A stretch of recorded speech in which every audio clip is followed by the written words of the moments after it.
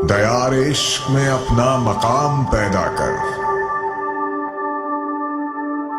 نیا زمانہ نئے صبح و شام پیدا کر۔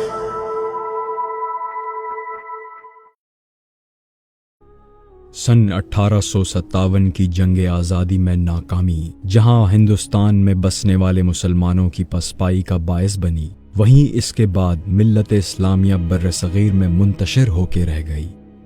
مایوس، مضمحل اور اپنے غیر یقینی مستقبل سے پریشان حال مسلمان ایک ایسے غار کے دہانے پر آ کھڑے ہوئے جس کے سامنے تاریکی، ویرانی اور شکستگی ہی نظر آتی تھی۔ جہاں ایک طرف ان پر مسلط ہونے والے نئے حکمران ان پر شکست خوردہ دشمن کی طرح ظلم ڈھاتے رہے، وہیں برصغیر میں بسنے والے ہندوؤں نے بھی مغربی قومی نظریے کی حمایت کرتے ہوئے مسلمانوں کے خلاف کاوشوں میں انگریزوں کا بھرپور ساتھ دیا۔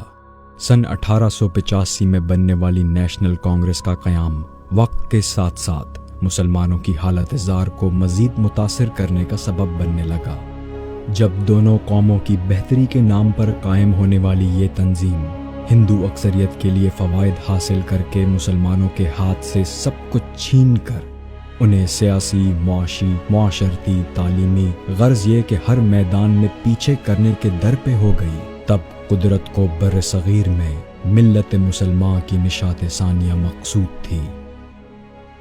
تاریخ کے اس نازک دور میں جب مولانا ظفر علی اور مولانا محمد علی جوہر اور بی اماں جیسے اہل فکر و عمل اور علی گڑھ تحریک سامنے آئی، اسی اثنا میں قدرت نے ہندوستان کے پریشان حال مسلمانوں کو علامہ اقبال جیسے فلسفی و مدبر اور ملت اسلامیہ کے عظیم معمار سے نوازا۔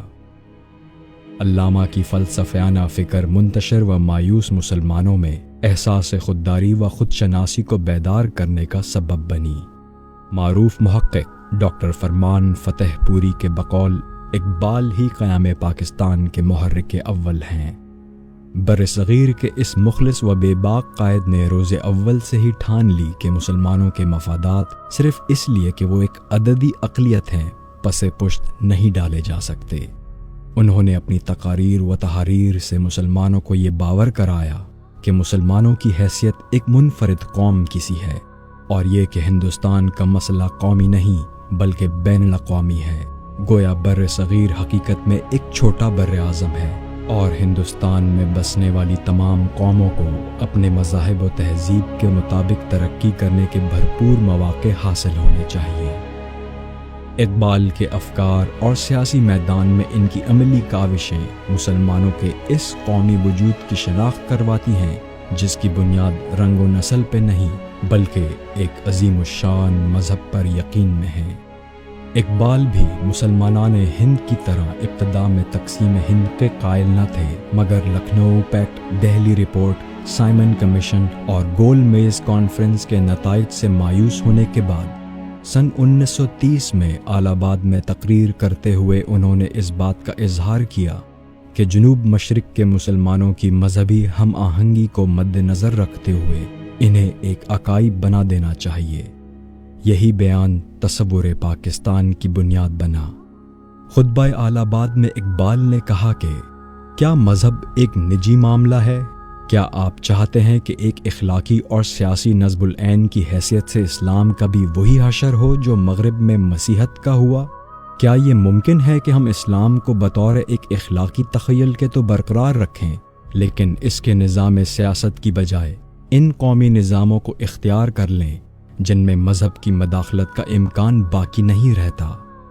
علامہ اقبال کا مزید کہنا تھا، اور چونکہ ایشیا کے دیگر اسلامی ممالک کی بنسبت ایک ہی ملک میں 7 کروڑ مسلمانوں کی موجودگی اسلام کے لیے ایک بیش بہا سرمایہ ہے، لہٰذا ہمیں چاہیے کہ ہم ہندوستان کے مسئلے پر محض اسلامی زاویہ نگاہی سے نہیں بلکہ ہندی مسلمانوں کے نقطۂ نظر سے بھی غور کریں۔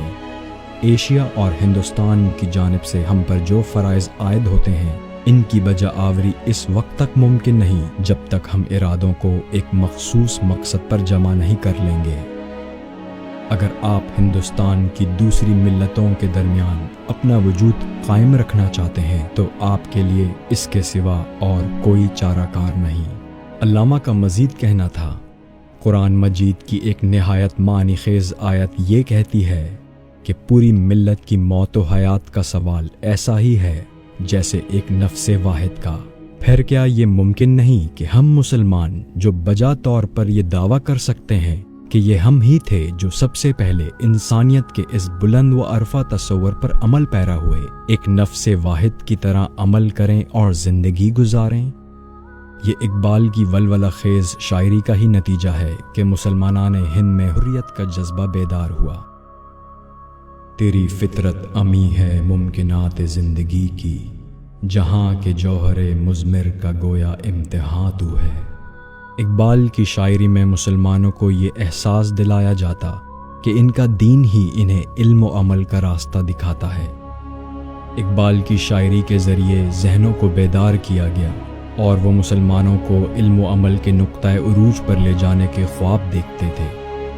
جس میں نہ ہو انقلاب، موت ہے وہ زندگی، روح امم کی حیات کشمکش انقلاب۔ غلاموں کی سی زندگی گزر کرتے مسلمانوں کو علامہ اقبال کا قلم آزادی کی قدر کچھ اس طرح سکھاتا ہے۔ محکوم کا دل مردہ و افسردہ و نامید، آزاد کا دل زندہ و پرسوز و طربناک۔ ممکن نہیں محکوم ہو آزاد کا ہمدوش، وہ بندہ افلاک ہے یہ خواجہ افلاک۔ علامہ اقبال نے اپنی شاعری کے ذریعے مسلمانوں کو خودی و خودداری سے روشناس کرایا۔ یہ موج نفس کیا ہے تلوار ہے، خودی کیا ہے تلوار کی دھار ہے، خودی کیا ہے راز درون حیات، خودی کیا ہے بیداری کائنات۔ علامہ اقبال شاعری کے ذریعے مسلمانوں کو نہ صرف عمل بلکہ صحیح وقت پر عمل کرنے کا فلسفہ کچھ اس طرح سے سمجھاتے ہیں۔ یہ گھڑی محشر کی ہے تو عرصۂ محشر میں ہے، پیش کر غافل عمل کوئی اگر دفتر میں ہے۔ اقبال کا پیغام آج بھی زندہ ہے اور مسلمانوں کے لیے ہمیشہ مشعل راہ رہے گا۔ مکاں فانی مکیں آنی، ازل تیرا ابد تیرا، خدا کا آخری پیغام ہے تو، جاوداں تو ہے، ہنا بند عروس لالا ہے خون جگر تیرا۔ بلا شبہ اقبال کی نظموں نے جو ان کی سیاسی بصیرت اور اسلامی آگاہی کی عکاس تھی، برصغیر کے مسلمانوں کے لیے رہبر کا کام کیا۔ اقبال کے کلام میں عرفان بھی ہے اور فصاحت بھی، فلسفہ بھی وہاں نظر آتا ہے اور علم و حکمت کے جواہر بھی، خود شناسی کا سبق بھی ہے اور خود شناسی کی دعوت بھی، اور یہ ان کے کلام کی ہی تاثیر تھی جس نے زبوں حال اور نا امید مسلمانوں کی رہنمائی کا فریضہ انجام دیا۔ اقبال نے اپنے کلام سے مایوس امت مسلمہ میں وہ روپ کی جس نے مسلمانوں کو اپنی جداگانہ تہذیب و تشخص کو پہچان کر اقبال کے سنہرے خواب کو شرمندہ تعبیر ہونے کی منزل تک پہنچایا۔